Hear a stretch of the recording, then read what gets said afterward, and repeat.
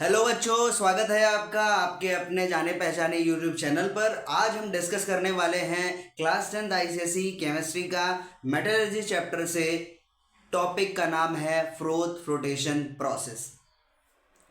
जैसा कि हम जानते हैं कि मेटलर्जिकल प्रोसेसेस में हम मेटल का एक्सट्रैक्शन करते हैं उनके ओर से यानी मेटल के वो कंपाउंड जिनमें मेटल की कंटेंट ज़्यादा होता है और जिनसे मेटल को एक्सट्रैक्ट करना निकालना प्रॉफिटेबल अमाउंट में आसान होता है।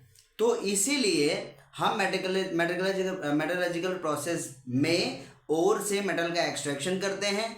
उस एक्सट्रैक्शन के कई स्टेप होते हैं। सबसे पहला स्टेप होता है कॉन्सेंट्रेशन यानी ओर पार्टिकल्स को धुलना, उनकी सफाई करना। अब कॉन्सेंट्रेशन टर्म कई टाइप के, कॉन्सेंट्रेशन ऑफ ओर के मेथड भी कई टाइप के हो सकते हैं डिपेंडिंग अपॉन कि ओर जो है उसका बिहेवियर कैसा है और उससे लगी इम्पेरिटीज का बिहेवियर कैसा है, कैसी कैरेक्टरिस्टिक प्रॉपर्टीज और इम्पेरिटीज रखते हैं। इसके बेसिस पर अलग अलग मेथडोलॉजी अप्लाई करी जा सकती है to separate out ores and impurities.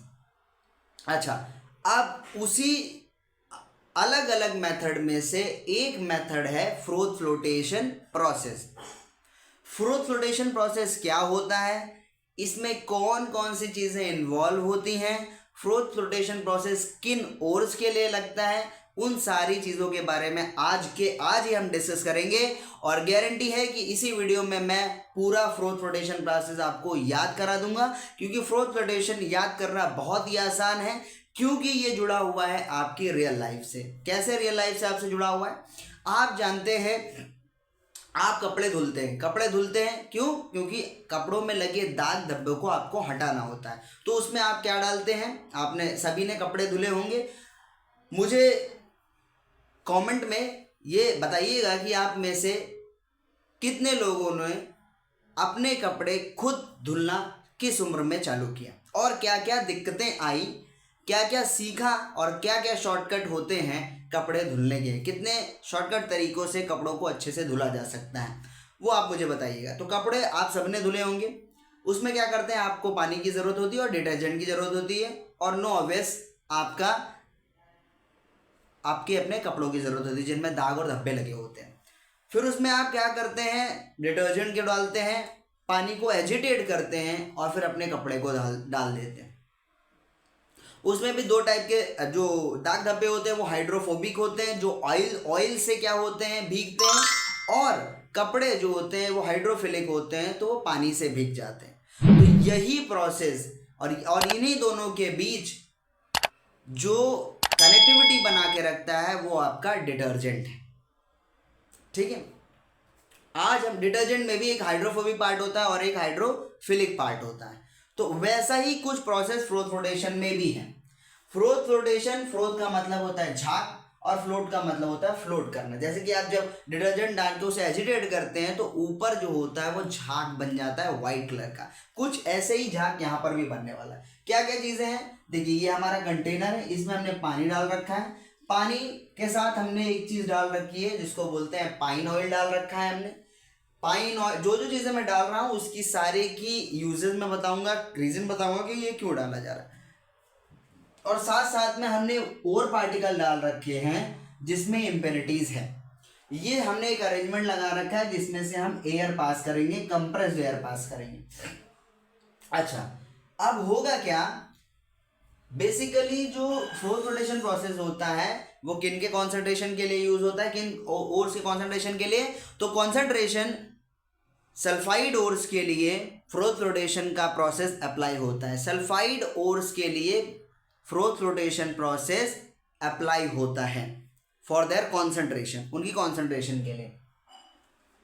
अब जब हमने इसमें डाल दिया अपने ओर, तो खास बात यह है कि सल्फाइड ओर्स जो भी मेटल फॉर्म करते हैं, जो भी मेटल सल्फाइड ओर्स फॉर्म करते हैं, उनकी पोलराइजिंग पावर बहुत ज़्यादा होती है। यानी वो मेटल के ऊपर कैसे चार्ज होगा? पॉजिटिव किसको पोलराइज करेगा? नेगेटिव चार्ज को। तो जहां पर भी इसको नेगेटिव चार्ज देगा या एनायन दिखेगा वो उसके चार्ज को पोलराइज कर लेगा। पोलराइज वर्ड का मतलब अब हम सब जानते हैं, किसी के वोट को अपनी तरह, जैसे वोट पोलराइजेशन होता है, तो वोट का पोलराइजेशन का मतलब क्या, उनके वोट बैंक को अपनी तरफ कर लेना, किसी लालच के थ्रू देकर, कुछ भी देकर, किसी तरीके से उनके जो वोट बैंक है, उनका जो नंबर ऑफ वोट्स है उसको अपनी तरफ कर लेने को कहते हैं पोलराइज करना। तो पोलराइजेशन उन मेटल्स का ज़्यादा होता है जो सल्फाइड फॉर्म करते हैं।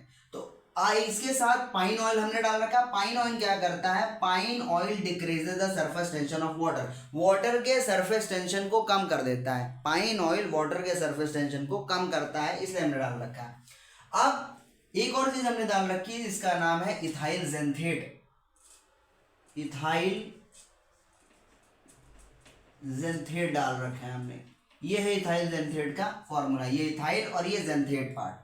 इथाइल पार्ट इसमें नॉन पोलर होता है और ये पोलर पार्ट होता है। ये पोलर पार्ट, इसी इथाइल जेंथेट को हमने लाइन डायग्राम से इस तरीके से दिखा रखा है। तो ये पोलर पार्ट होता है और कैटायन पर है पॉजिटिव चार्ज, तो इस पोलर पार्ट को ये कैटायन अट्रैक्ट करता है और ऐसे ही ओर के ऊपर इनका एडजॉर्प्शन हो जाता है। ध्यान दीजिएगा क्या होता है, एडजॉर्प्शन। एडजॉर्प्शन दो वर्ड होते हैं, एक एडजॉर्प्शन होता है, एक एब्जॉर्प्शन होता है। जब कोई चीज किसी के सरफेस पे जाकर चिपक जाए, स्टिक हो जाए, उसको कहते हैं एडजॉर्प्शन। जैसे मैं यहाँ पर लिख रहा हूं तो मैं बोर्ड के अंदर नहीं लिख रहा हूं, बोर्ड के सरफेस पर लिख रहा हूं, उसको कहते हैं एडजॉर्प्शन।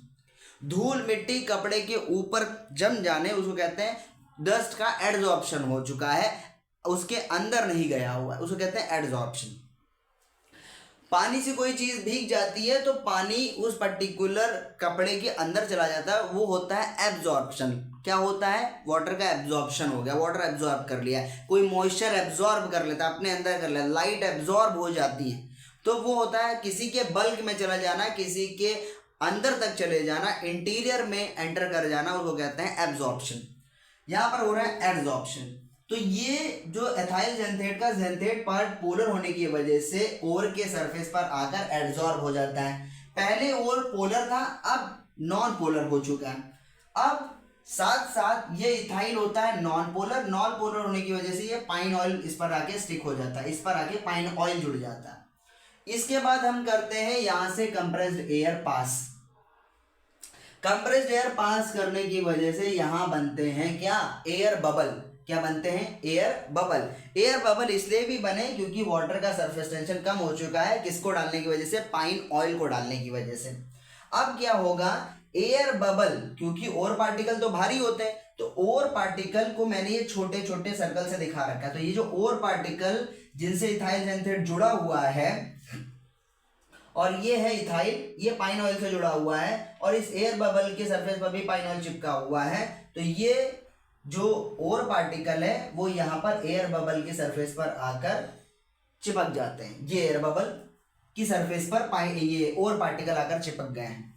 अब क्या होगा, ये एयर बबल जो होना हल्के होने की वजह से ये ऊपर जाएगा धीरे धीरे। जब ऊपर जाएगा, क्योंकि और पार्टिकल पाइन ऑयल से भीगते हैं और ये हाइड्रोफोबिक होते हैं, और जो गैंग पार्टिकल इम्प्योरिटीज है वो हाइड्रोफिलिक है, तो वो वाटर से वेटेबिलिटी उसकी है कि वो वाटर से वेट हो सकता है, वो वाटर से भीगता है, उसकी वाटर के साथ अच्छी कनेक्शन है, तो वो वाटर के साथ चिपक कर नीचे ही रह जाता है। और ये एयर बबल जिसको और को जिस पाइन ऑयल ने जोड़ रखा है, वो और पार्टिकल एयर बबल के साथ धीरे धीरे ऊपर उठना शुरू करते हैं, और ऊपर उठ के झाग की फॉर्म में, फ्रोथ की फॉर्म में वाटर की सरफेस पर आकर कलेक्ट हो जाते हैं। तो पाइन ऑयल दो काम कर रहा है। पाइन ऑयल क्या है, कलेक्टर भी है, फ्रोथ कलेक्टर भी है, और पाइन ऑयल फ्रोथ स्टेबलाइजर भी है। फ्रोथ स्टेबलाइजर क्यों, क्योंकि पाइन ऑयल की प्रेजेंस की वजह से वाटर की सरफेस टेंशन कम हो रही है, और वाटर के सरफेस टेंशन की कम होने की वजह से एयर बबल जो हो रहे हैं वो फूट नहीं रही है, वो मेंटेन बैलेंस्ड बने हुए हैं, और ऊपर जाकर हम उन्हें कलेक्ट कर पा रहे हैं। तो इथाइल जेंथेट भी क्या है, इथाइल जेंथेट भी कलेक्टर है, फ्रोथ कलेक्टर है, वो भी इन और पार्टिकल्स को एयर बबल से जोड़कर फ्रोथ की फॉर्म में ऊपर लेके आ रहा है। ठीक है, तो ये इसी प्रोसेस के थ्रू हमने फ्रोथ की फॉर्म में जुड़े हुए और पार्टिकल को अलग कर लिया, और जो वाटर से जिनकी वेटेबिलिटी है, जो वाटर से भीगते थे, कौन, इम्पेरिटीज, वो यहाँ पर नीचे सेटल डाउन हो गए। और इस तरीके से हमने और पार्टिकल और उसकी इम्पेरिटीज को पर्टिकुलर प्रोसेस को अप्लाई करके अलग कर लिया, उस और पार्टिकल को कॉन्सनट्रेट कर लिया। इसमें पाइन ऑयल था, इथाइल ज़ेंथेट था। पाइन ऑयल फ्रोथ स्टेबलाइजर और कलेक्टर का काम कर रहा है, क्योंकि ये और पार्टिकल को कलेक्ट कर रहा है। इथाइल ज़ेंथेट भी कलेक्टर का काम कर रहा है, क्योंकि ये भी और पार्टिकल को कलेक्ट करने में कंट्रीब्यूट कर रहा है। तो ये सारा प्रोसेस था फ्रोथ फ्लोटेशन प्रोसेस। आशा करता हूँ कि आपको समझ में आया होगा।